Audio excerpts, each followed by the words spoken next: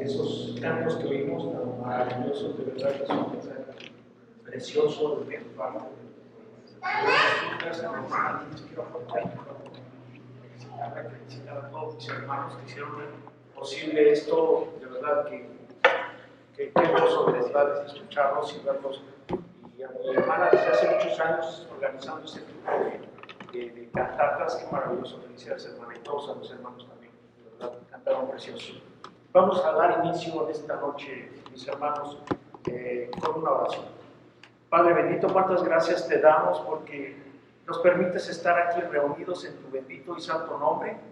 Padre, permite, Padre, que el mensaje que preparamos en este día, Padre, sea de bendición para todos los hermanos, para las personas que nos están acompañando, nuestros amigos, nuestros vecinos, personas que están cercanas a nosotros, Padre. Quita cualquier distractor, Padre. Abre nuestro corazón, abre nuestro entendimiento de tal manera, Padre, que este mensaje sea de bendición para cada uno de los que estamos aquí presentes. Padre, tú eres el invitado principal, Padre. Permite, Padre, que podamos entenderlo y analizarlo y aceptarlo. Padre, en el santo nombre del Señor Jesús. Amén. No sé si sea porque está abierto.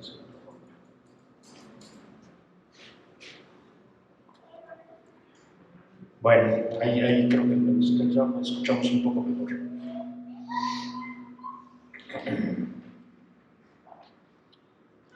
Bueno, esta noche celebramos el tercer domingo de Adviento. Estamos a una semana de festejar el nacimiento de nuestro Señor Jesús. Así que con el fin de dar seguimiento a los mensajes que inició mi hermano Jorge, he preparado justamente este mensaje. Y voy a iniciar recordando que Dios, desde antes de la fundación del mundo, tenía un plan preparado para rescatar al hombre. ¿De qué tenía que rescatar al hombre? Pues, obviamente de sus pecados. Digamos que tenía listo el plan B, como hoy está tan de moda, mis hermanos. Y no fue obra de la casualidad, tampoco fue algo improvisado, mucho menos podría haber surgido de una idea del ser humano el que existiera este plan. Reconocemos que Dios todo lo que hace es perfecto. No obstante, hay que considerar que el hombre, al haber sido beneficiado con libre albedrío, lamentablemente por una mala decisión, perdió la relación con Dios desde el momento en el que Adán y Eva desobedecieron la orden de Dios. Dice en Génesis 2:17, mas del árbol de la ciencia del bien y del mal no comerás, porque el día que de él comieres, ciertamente morirás. Existen advertencias que son a veces de una forma mal interpretadas por el hombre, de acuerdo a los actos que tenemos. Entonces, creyendo que son enviados como prueba de Dios. Hay muchas personas que tienen y consideran esa situación, lo cual puede confundir quizás también a ese hombre que toma las decisiones. Y a veces algunas pruebas que vivimos son resultado justamente de las malas elecciones, de las malas decisiones, que no provienen de Dios. Dice Santiago 1:13-15, cuando alguno es tentado, no diga que es tentado de parte de Dios, porque Dios no puede ser tentado por el mal, ni Él tienta a nadie, sino que cada uno es tentado cuando de su propia concupiscencia es atraído y seducido. Entonces la concupiscencia, después que ha concebido, da a luz al pecado, y el pecado, siendo consumado, da luz a la muerte. ¿Cuántas veces en la actualidad hemos escuchado a muchas personas acusando a Dios de todos los malos que vive la humanidad? Esta es una forma de autoengaño, hermanos, amigos que nos acompañan. De manera particular, y conforme voy conociendo más sobre Dios, he comprendido que para Él crear la tierra y al hombre fue algo maravilloso, fue algo que Él sintió de verdad una satisfacción y un orgullo. Dice en Génesis 1:31, y vio Dios todo lo que había hecho, y he aquí que era bueno en gran manera. Y fue la tarde y la mañana el día sexto. No obstante, la caída del hombre seguramente entristeció el corazón de Dios. Quizás se pregunten, ¿de qué está hablando el hermano Edgar? Y he de decirles que la palabra de Dios, por eso es que es tan maravillosa, porque todo lo que está escrito en la Biblia va relacionado antes y en la actualidad. Desde el inicio de la humanidad, cuando pecó, hasta la celebración del evento más importante del pueblo cristiano, todo tiene una relación. Estamos próximos a celebrar el evento que cambió a la humanidad. Podría asegurar que un alto porcentaje en el mundo ha escuchado sobre un Dios y que Jesús es su Hijo, el cual fue crucificado para perdón de la humanidad. No obstante, no todos creen. Otros defienden la existencia de otros dioses o simplemente creen que nuestro origen es resultado de evolución de un primate. Dios creó al hombre con un propósito específico. Sin embargo, el hombre fracasa en su propósito y el Señor empieza a tratar con el pecado del hombre para darle una nueva oportunidad. Muchos conocemos sobre estos hechos que acontecieron en el libro de Génesis entre el capítulo 3 al 11, donde el hombre iba de mal en peor y llega a su punto crítico en el capítulo 11 y vemos que toda la humanidad le dio la espalda. Dejaba de un lado el linaje creado, ese linaje que inició con Adán e hizo un linaje aparte, el cual nombró el linaje de los llamados, que da inicio con Abraham, que luego se convirtió en Abraham. Hermanos, amigos, literalmente con Abraham comienza una nueva nación, como ya hemos visto. Poco a poco la gente se va uniendo a esta nación por la fe. Podríamos decir que incluso nosotros que hemos creído en Jesús como el Señor, como el Salvador, hemos venido a ser parte de la misma nación. Ese es el pueblo de Dios y la tiene que edificar porque tiene una meta final, crear la nueva Jerusalén, como lo podemos comprobar en los capítulos 21 y 22 de Apocalipsis. El propósito de Dios al crear a la humanidad concluye justamente en estos capítulos del libro de las Revelaciones ya realizado. El Señor llama a Abraham y de acuerdo con Génesis 12 le da varias promesas. Después Abraham las ratifica a sus hijos, pero particularmente esas promesas están dirigidas a su pueblo. Así es que lo resaltante de esas promesas era que anunciaba la venida del Señor Jesús, pero muchos se preguntaban, ¿cuándo sería esa llegada? ¿En 1 o 10 años? ¿Cuántos años tendrían que pasar? Se preguntaban, sin saber que tendrían que pasar miles de años para que se cumplieran esas promesas. Entonces el Señor primero hizo las promesas y mientras se cumplía, los trató de mantener en orden por medio de la ley, para guardarlos, preservarlos, ya que había debilidad en ellos, en tanto llegaban a realizarse justamente esas promesas. A la llegada de Jesús, al mundo muchas cosas cambiaron, pero lamentablemente no fue así para el pueblo judío y para algunos otros pobladores de la tierra, situación que permanece y prevalece hasta nuestros días, ya que siguen viviendo bajo la ley y esto es un gran error. Sé que no lo hacen de mala fe, lo puedo entender, solo que hay un mal entendimiento de la palabra y nosotros no podemos jactarnos por creer en esta otra situación, porque realmente al que hay que honrar y exaltar es a Dios, ya que Él nos mostró su amor al enviar a su Hijo unigénito para rescatarnos del pecado.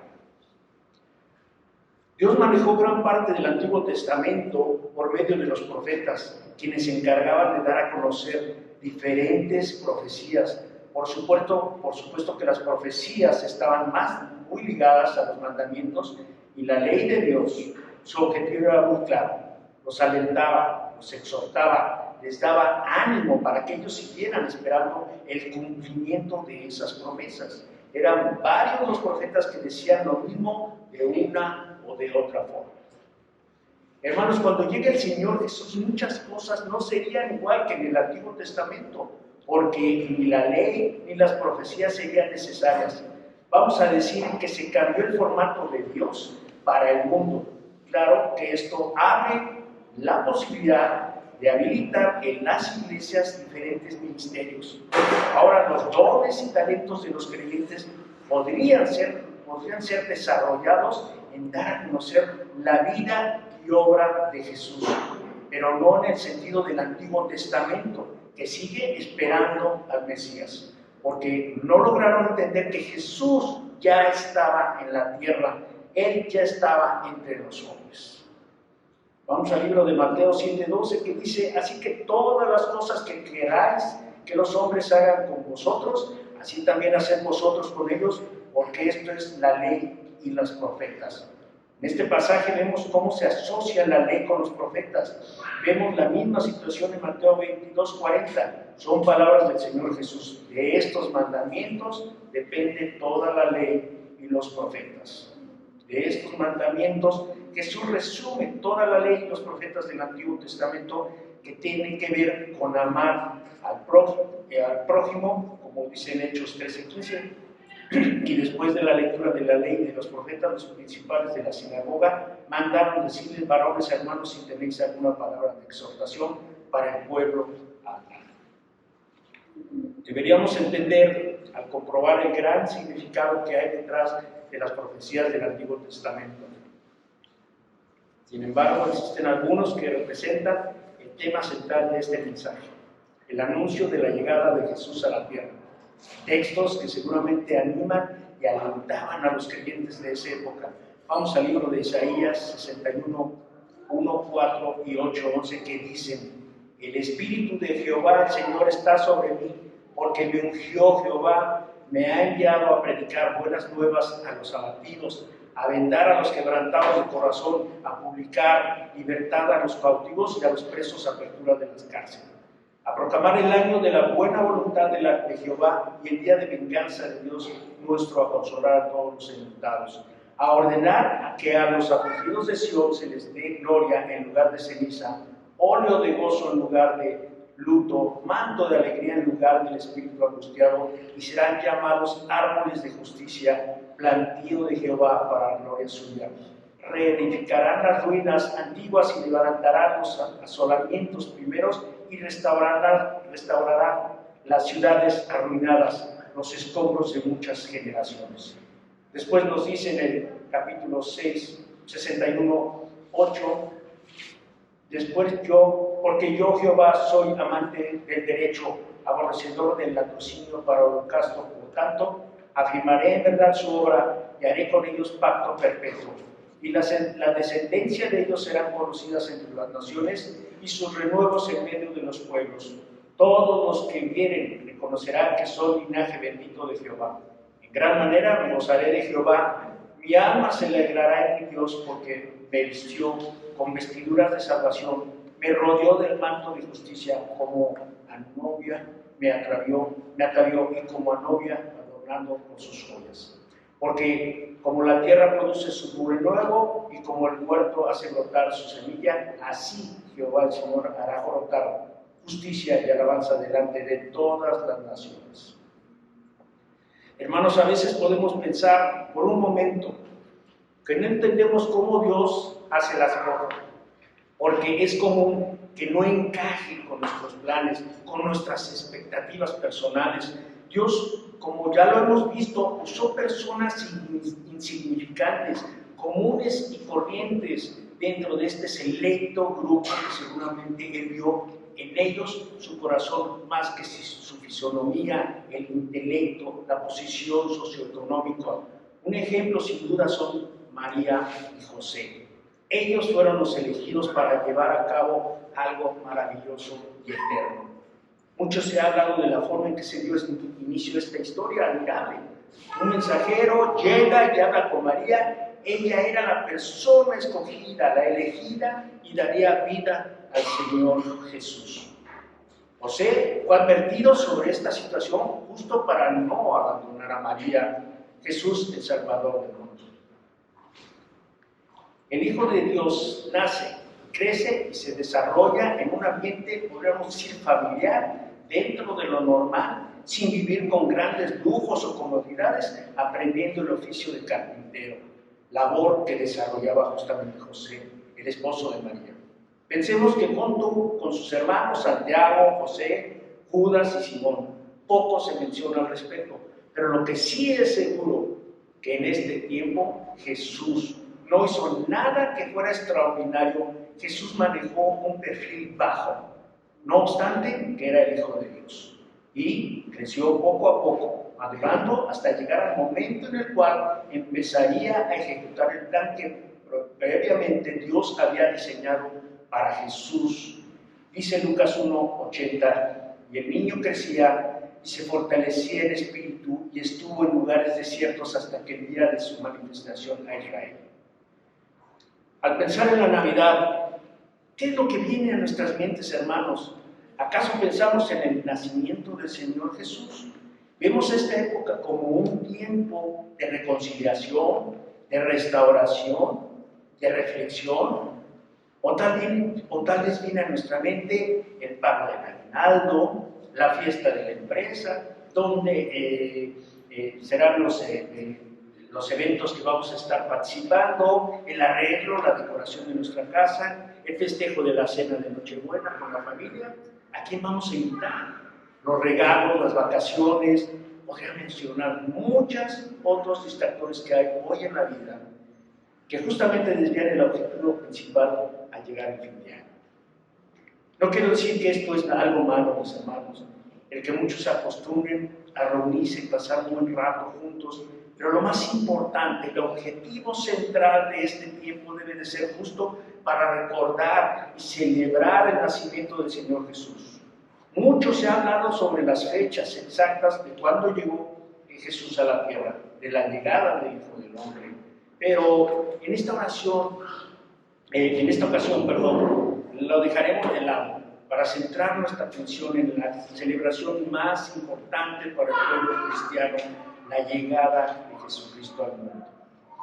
De hecho, al introducirnos en las Escrituras, a veces nos perdemos las grandes lecciones de Dios, aun cuando pensamos en María y José y el nacimiento de Jesús, que nació en un establo donde había algunos pastores, ganado, que una estrella había guiado a los magos de Oriente hasta ese lugar y que le habían llevado incienso, oro y mirra, y de pronto se nos acaba la lista de acontecimientos. A menudo nos perdemos las lecciones más grandes de Dios cuando limitamos nuestro pensamiento a ciertas palabras y dejamos de preguntarnos ¿qué hay detrás de todo esto? ¿Qué está pasando en realidad en cuanto al tema de la Navidad? Así es que, mis hermanos, por lo anterior, no quiero que este sea un mensaje más hablando sobre la Navidad. Quiero que pensemos en términos de una visión detallada del nacimiento de Jesús. Lo primero que quiero mencionar es simplemente que lo que parece ser un evento sin valor, sin importancia, puede tener consecuencias eternas. Pensemos en lo insignificante que es esto, el nacimiento de un bebé. Pues es seguro que muchos bebés nacieron en ese tiempo, justamente en otras partes del mundo, en cualquier otra latitud de la tierra, lo cual era algo natural. Es más, para aquella época quizás no era algo extraordinario que una mujer diera a luz en un establo. Claro, pero no tenía el mismo significado que el nacimiento del Señor Jesús. Así es que, mis hermanos, aquí teníamos a María y a José viajando a Nazaret, hacia Belén, montados en un asno, en un viaje muy incómodo, sobre todo por la condición de María. Entonces, mirando esto, pensamos que no eran personas tan importantes. Así que surge la pregunta, ¿cuál es la verdadera importancia de esta Navidad? Pues si leemos las Escrituras detenidamente, podríamos ver la verdadera importancia de esta situación. Si leemos detenidamente las Escrituras, podríamos también preguntarnos, ¿qué hay de María y de José? José simplemente era un hebreo, igual que ella, que le tocó vivir esta experiencia, solo por estar comprometido con María. No rico, no poderoso, un hombre serio, fiel y justo seguramente. El ángel del Señor se le acercó y le dio instrucciones precisas sobre lo que debería de hacer. María y José se casaron, la gran encomienda estaba confirmada, el Hijo de Dios nacería en su hogar. La historia sobre lo que sucedió después con esta pareja no está documentada en la Biblia. Quizás haya muchas ideas referentes a este matrimonio, pero nada está comprobado verdaderamente. Vayamos a esa noche, cuando María se encontraba a punto de dar a luz. Recordemos que en aquellos días y en esa zona el personaje más importante en Roma era Julio César. Él tenía el control absoluto sobre todas las cosas. Si decía algo, se volvía ley. La ironía de todo esto es que, por otra parte, en un establo de la ciudad de Belén estaba llegando al mundo el personaje más importante del mundo, no solo de aquel entonces, sino para la eternidad. Ese bebé fue nombrado por Dios mismo como Jesús. Hay que considerar que Julio César no sabía sobre este acontecimiento. Sin lugar a dudas, el más importante para la humanidad, que vendría a cambiar el curso de la historia del hombre. Y les quiero comentar esto, mis hermanos. A veces hay cosas en la vida que parecen insignificantes en nuestras vidas. Pueden ser muy significativas. Me explico. Nunca descartemos a Dios como alguien que hace cosas que pueden parecer insignificantes. Cualquier cosa que Él hace, lo que Él dice es significativo. Lo cual Él elija hacer en nuestras vidas es significativo. Dios está totalmente involucrado en nuestras vidas. Aunque nosotros quisiéramos dejarlo fuera, Él no se separa y permanece atento a nuestras vidas. Es posible que a lo largo de nuestras experiencias personales, sin darnos cuenta, hemos recibido gratas sorpresas de Dios y no nos hemos dado cuenta. Al principio, para María y José, todo esto fue una verdadera sorpresa, algo que no fue tan grato al escucharlo, pero después, cuando Dios les explicó lo que realmente estaba pasando y lo que vendría más adelante, los dejó tranquilos, porque para ellos resultó ser una historia totalmente diferente. Por eso es que al pensar en la Navidad, lo cierto es que lo que parecía ser muy insignificante se volvió algo que tendría consecuencias eternas. Aquel bebé que era Jesús es el mismo al que la gente lo creía un fanático, un loco. Se burlaron de él y lo acusaron injustamente por procurar el bien de la humanidad. Lo juzgaron, lo masacraron y finalmente lo crucificaron. Jesús murió en la cruz por los pecados del mundo entero. Lo sepultaron, resucitó, ascendió y está sentado a la diestra de Dios Padre. Hoy por ustedes, hermanos, y por mí. Eso no fue insignificante, pero parecía ser. Vamos a ver un hecho que puede cambiar nuestra forma de ver las cosas con relación a cómo Dios usa incluso a personas que no son de muy buena reputación para llevar a cabo sus planes. A veces Dios usa a los impíos para lograr sus propósitos divinos. Pensemos que Dios solo por obra, por medio de los creyentes, no necesariamente, porque en aquellos días, por ejemplo, ya lo leímos, Augusto César, que era el emperador y gobernaba ciertas áreas en ese tiempo, tomó una decisión para cobrar impuestos a todo esto, a todas estas personas que vivían ahí, inventando un impuesto, y tenían que regresar a sus hogares sin desearlo muchos, y volvieron a sus lugares de origen para registrarse para el pago de impuestos, y pensarían, ¿qué tiene que ver esto con el nacimiento de Jesús? Y debo de decirles, hermanos, que tiene mucho que ver, ya que 700 años antes, vemos que en Miqueas 5:2, Dios le dio a Miqueas la profecía de que Jesús vendría. Eso fue justo 700 años antes de que Jesús naciera, y es muy sencillo, porque nos enseña que Dios está usando un líder sumamente impío, 700 años después, despiadado en todo sentido, que promulgó una ley la cual era inquebrantable. Esta ley decía que todo mundo debía de ser empadronado, y en ese tiempo María estaba encinta. Entonces, ella próximamente daría a luz al Señor Jesús. Por esta situación, María y José se tuvieron que ir a Nazaret e ir a Belén. Así es que cuando María dio a luz a Jesús, fue en Belén, no en Nazaret. La profecía decía que Jesús nacería en Belén. Entonces esto no fue una casualidad, ya estaba previsto, ya estaba profetizado, mis hermanos. ¿Se dan cuenta cómo gracias a que el César promulgó esta ley, María y Jesús se tuvieron que mover a Belén, lugar donde estaba dispuesto que llegaría el Hijo de Dios. Dios habla al mundo a través de su profeta diciendo: viene un Mesías. Ninguna mujer hubiera creído, pensando o dicho: ¿me elegirá a mí? Fue una sorpresa total. Y además, en esos días, cualquier mujer, fíjense, hubiera sido algo extraordinario, porque realmente era muy difícil. No sé si sepan, pero podría haber muerto apedreada por haberse embarazado antes de haberse casado, o ser acusada de infidelidad. Imaginen la vergüenza, la desilusión que podría haber experimentado José pensando en todo este asunto tan complejo para las costumbres de ese tiempo. Pero Dios solo estaba cumpliendo su promesa, porque no debemos olvidar que Dios cumple cada una de sus promesas. En nuestros tiempos no es casual que Dios siga utilizando a hombres impíos para cumplir sus propósitos. No hay nada escrito en la Biblia que diga que Dios usa solo a los justos para conseguir sus promesas.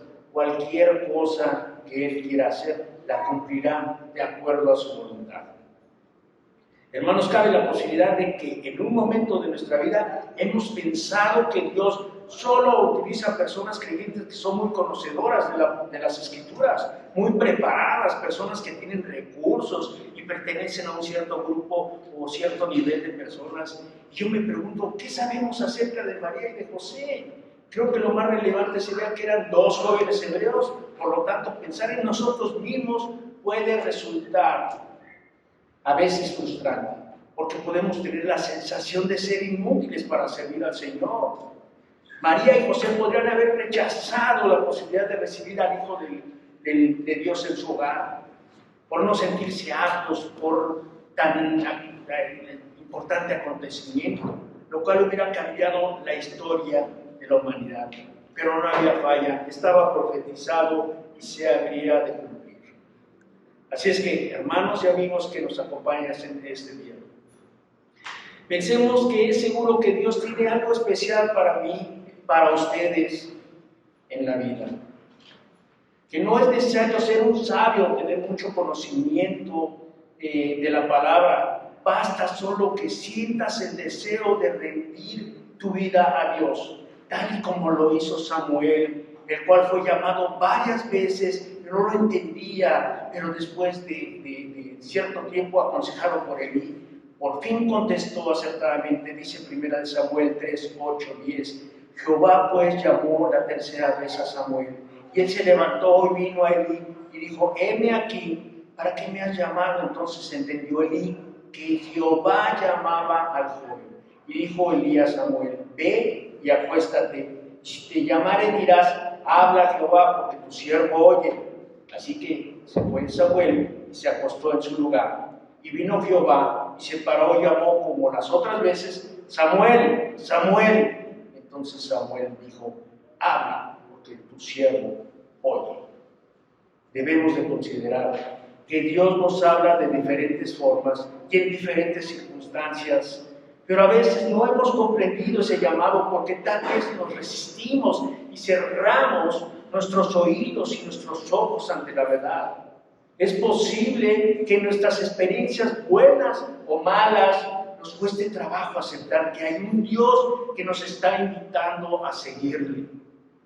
Y es necesario hacer resaltar que este llamado sea solo para aquellos que hoy vivimos por fe en Jesucristo, sea que hayamos nacido en un hogar cristiano, lo cual no significa que seamos muy santos o con una creencia religiosa diferente, porque Dios no hace acepción de personas. Él está llamando a toda la gente que habita en la tierra para que venga a su conocimiento, al conocimiento de la verdad, y que conozca que Jesucristo vino a salvar a la humanidad, sin diferenciar por su credo, sin importar sus pecados, por grave que estos sean, o por su condición actual. Hermanos, no hay ninguno sobre la tierra que no esté bajo la cobertura del Señor.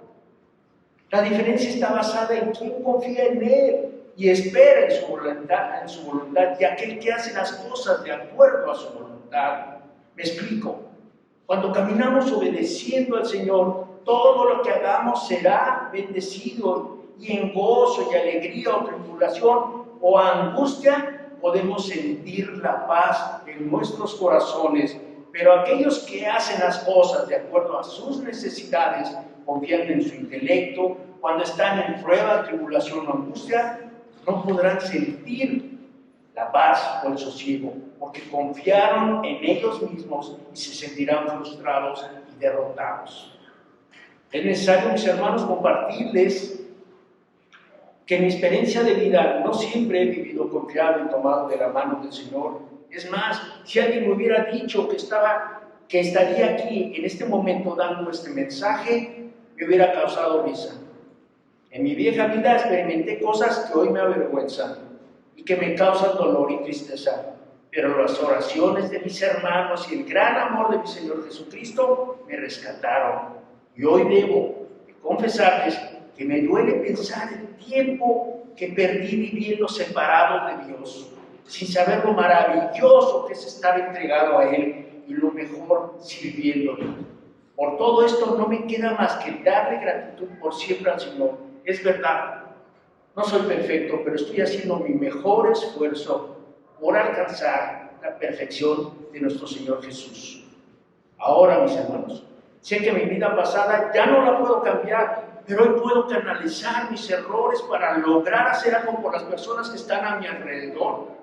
Hoy mi tarea principal de la vida, y en este día particularmente, es invitarles a que todos aquellos que sienten una gran carga, tribulación, están en angustia, están pasando por un mal momento, se acerquen a nuestro amado Señor Jesucristo, que en su infinito amor dio la vida por cada uno de nosotros, y que pongamos en acción 4 cosas básicas para cambiar nuestras vidas. 1. Reconocer nuestras faltas y errores del pasado que causaron dolor y tristeza. 2. Arrepentirnos por nuestros pecados. 3. Pedir perdón a Dios. Y 4. Seguir los pasos del Señor Jesús.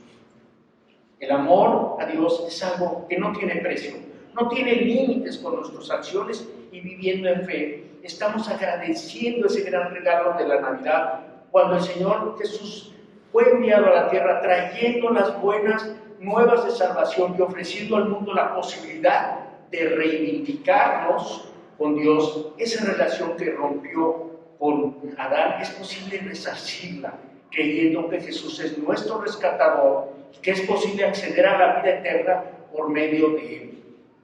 No la desperdiciemos y no dejemos pasar más tiempo, porque más pronto que temprano Jesús regresará y no habrá marcha atrás. Aquellos que se rindieron a Él serán salvos, son los que aquellos que le rechazaron, Dios los va a desconocer, los apartará de Él. Si el próximo domingo no encuentran un regalo bajo el árbol navideño, no se sientan mal, porque el regalo más grande de Dios está en nuestro alcance. Recibámoslo y demos gracias al Señor. En la época de Jesús, el pueblo de Israel estaba oprimido y anhelaba la llegada de su Mesías prometido mucho tiempo antes. Muchos esperaban la aparición de un héroe que los liberara de la tiranía. Pero Jesús no vino como un héroe político ni militar, sino como un bebé. En la aldea de Belén, esto hizo que muchos no comprendieran quién era. El apóstol Juan escribió: a los suyos vino y no le recibieron. Juan 1:1 dice también: Jesús vino más que un héroe, vino como un salvador. Nació para que trajera la luz de Dios a la oscuridad de la vida de muchos humanos, para que todos los que recibiesen sean perdonados y liberados del poder del pecado. Juan lo llamó el unigénito del Padre, lleno de gracia y de verdad, dice Juan 1:14. A todos los que le recibieron, a los que creen en su nombre, les dio potestad de ser hechos hijos de Dios, dice Juan 1:12. Sin duda Jesús, actualmente y por siempre, es la única esperanza verdadera que el mundo necesita. Damos gracias a Jesús por venir a morir por nosotros. Y concluyo, mis hermanos y amigos, con este texto que me gusta mucho, de Romanos 8:28, que dice: y sabemos que a los que aman a Dios, todas las cosas les ayudan a bien. Esto es, a los que conforme a su propósito son llamados. Su propósito es muy claro. Escuchemos su llamado y no esperemos más. Oramos. Padre bendito, te damos gracias esta noche porque nos das la posibilidad, Padre, de reconocer en nuestro Señor Jesús al único suficiente Salvador que hay a nuestro alcance.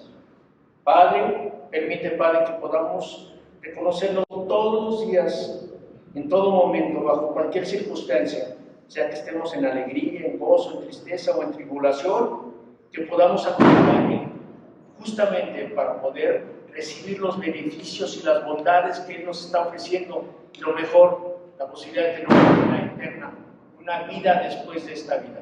Gracias te doy por este tiempo, gracias por este mensaje. En el santo nombre del Señor Jesús. Amén. Amén.